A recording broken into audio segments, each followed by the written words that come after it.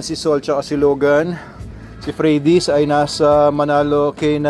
Hindi ko lang sure kung na-stud na siya. Hey, stay here! Logan! Come here, Logan! Ang kulit. Bumubukas-bukas kasi yung gate. Sol, come here! Come here, Sol. Good boy, Sol. So, ito na si Sol. At saka si Logan. Wala si Freddy's dahil si Freddy's ay nasa Manalo K9. Ewan ko lang kung na-stud na siya ni Ivar. Pinapastud ko siya doon. Ito naman si Ivar, ang ipapastad natin kay Freddy's, yung aso ko sa bahay. Mamaya dadating na siya dito. Itong si Ivar ay ano na rin, halos kasabayan niya. Mas nauna lang ito ng 1 month sa kanya. Kapatid yan, nito namang si Matilda na aso ni King Panda. Hi Matilda! Ayan, chill lang muna siya. Hindi po muna siya nagtitrain ngayon. Si Ivar, medyo mas maliit siya kumpara kay Matilda, pero gusto ko siyang i-breed kay Freddy's kasi mas may civil drive daw ito. Ibig sabihin, mas matapang siya kapag kailangan ng tapang kumpara kay Matilda. Si Matilda mas balansyado. Si Matilda ay mas ideal for family setting, pero mabangis din ito pagka kinakailangan. Mas maganda yung ulo niya, maganda yung kapal ng katawan niya kumpara dito kay Ivar. Pero si Ivar ang gagamitin ko kay Freddy's. Okay lang ba? Oo, nung dinala ko siya ay day 1 pa lang naman. Kaya ngayon siguro nasa mga day 6 na siguro, day 7 siya. Anytime pwede na siyang magpa-stud kay Ivar. Pinagsasama lang naman namin ang mga dogs namin sa isang kulungan kapag ka sila ay ibibreed. Kapag nag-hit na yung babae at receptive naman, inahayaan namin sila mag-breed naturally.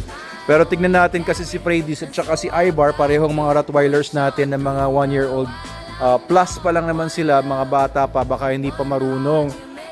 Sol! Oo. Napansin ko lang yung mukha nitong si Sol. Tingnan mo. Lika, Sol, come here! Lika. Haya, huwag ka mag-alala dyan kay Logan. Pangas-pangas na yung mukha niya. May mga piklat-piklat na dahil nga laging ang inaaway nito. Ito naman, bully talaga itong matandang Logan na to. Kawawa naman si Sol the Kangaroo. Ano? Ba't nakikipagkamay ka? Sige na nga, mabait ka na nga. Oo, mabait ito. Pinoprotektahan kasi ako nito. Tsaka seloso talaga yan. Ayaw niya na meron siyang kahati sa pagtingin, sa pag-ibig. Wala siyang gustong karibal. So, he is a 12-year-old Belgian Malinois. Magto 13 na. 13 na ba? Or next year pa? Ayan. So, palagay niya, matikas pa rin naman, hindi lang siya ganun ka-muscular, kagaya nung kabataan niya. Dahil, yun na nga, super senior na nga siya, 12 years old. Kaya medyo hindi na ganun kaganda yung muscle mass compared nung mga kabataan niya. Pero dahil SDN 42 naman ang pagkain niya, masigla pa rin, okay naman. And masaya naman silang dalawa. Maganda naman ang Sol. Pa-basketball ka ba? Kumakain naman sila, pero itong si Sol, nung nawala si Freddy's, umaalulong. Diba Sol? Nung nawala si Freddy's dito, umaalulong to. Gabi, nahanap na si Freddy's. Oo. Kasi mahal na mahal niya yung si Freddy's. Pero pag nandito yung si Freddy's tas nag-hit, pihado, butot balat na naman to at hindi na naman magkakain. Ayan.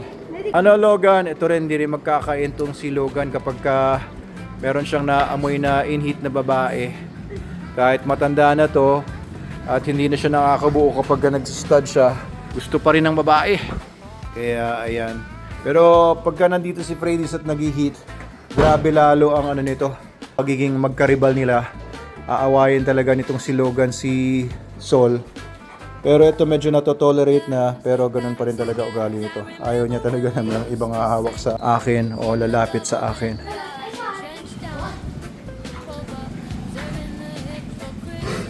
Ayun lang ang updates natin dito. Pakainin mo na sila ng SDN. Kagabi hindi ko sila napakain. Sabi mo kasi may pagkain pa nung hapon, kaya hindi ko sila pinakain kagabi. Pakainin mo na ngayon. Okay, yan. Very good. Sige, lagyan mo naman kay Logan. Good boy, sarado mo muna.